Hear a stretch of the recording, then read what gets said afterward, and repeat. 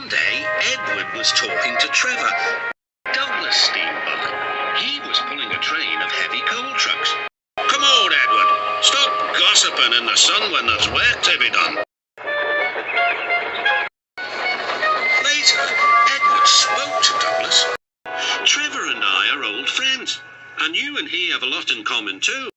"Och, aye," quizzed Douglas. "And what'd that be?" "Scrap," said Edward quietly. Douglas gasped. "Don't mention that word. It makes my wheels wobble."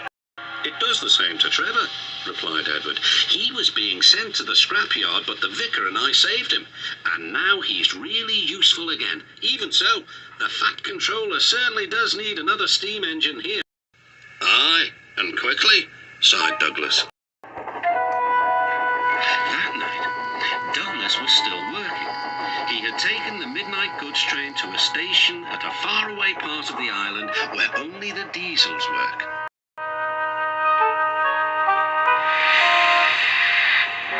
He was just shunting, ready for his return journey, when... "That sounds like a steam engine," he thought. The hiss came again. "Who's there?" asked Douglas. A whisper came. "Are you a fat controller's engine?" "I am Prudie." "Thank goodness. I'm Oliver, and I'm with my brake van towed. We've run out of coal and have no more steam." "But what are you doing?" "Escaping." "From what?" "Scrap." Douglas shivered. Then he remembered Edward's story about saving Trevor. "I'll be glad to help you," he said. "It'll have to look as if you're ready for scrap, and I'm taking you away." The drivers and firemen agreed to help too. Everyone worked fast.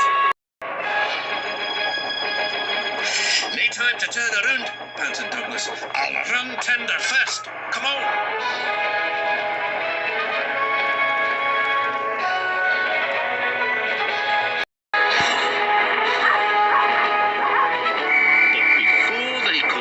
Station, they were stopped.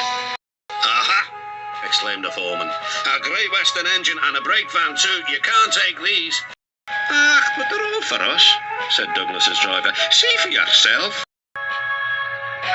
The foreman looked all over Oliver. "Seems in order. Right, away, guard."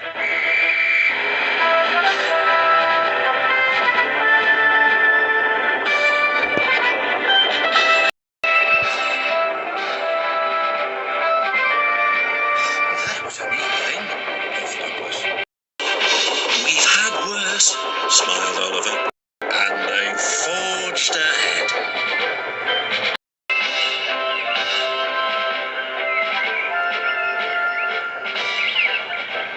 It was daylight when their journey ended.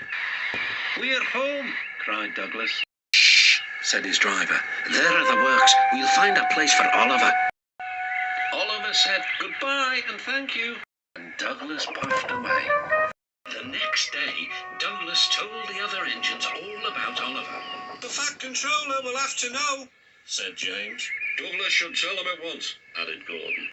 "Well, here he is," said a voice. "Now, what's this all about?"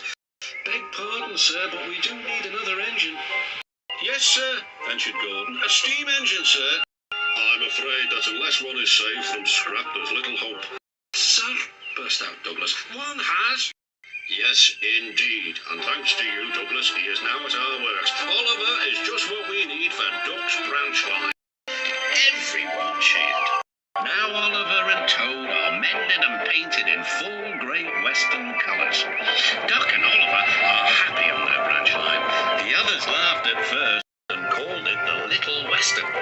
Duck and Oliver were delighted, and so the Little Western it will always be.